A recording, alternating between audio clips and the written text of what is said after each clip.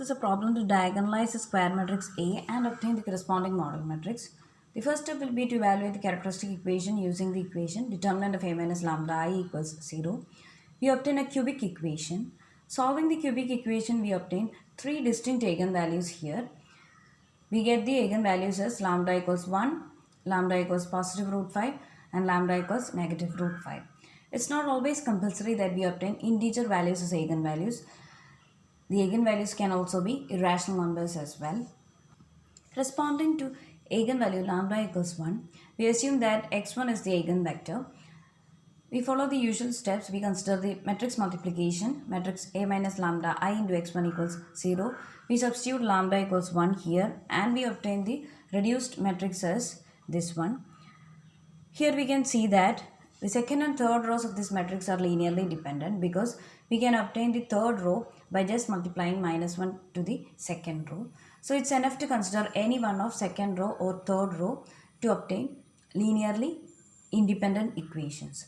So by multiplying first row and the column vector, we obtain one linearly independent equation. Similarly, if we select the second row from among these two rows, by multiplying second row and column vector, we obtain another linearly independent equations. So depending on these two equations, we will be finding x1, x2, x3 values.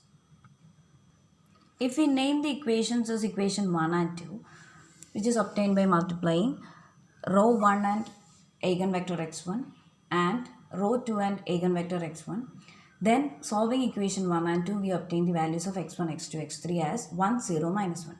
Thus, we obtain the eigenvector corresponding to lambda equals 1. Similarly, nextly we take the eigenvalue lambda equals positive root 5.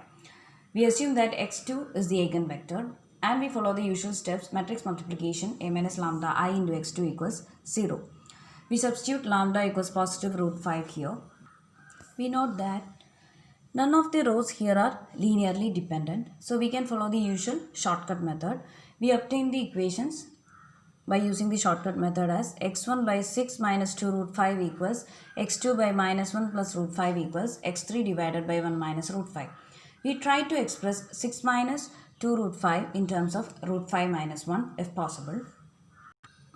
We observe that 6 minus 2 root 5 can be expressed as root 5 minus 1 the whole square using the expansion of a minus b the whole square.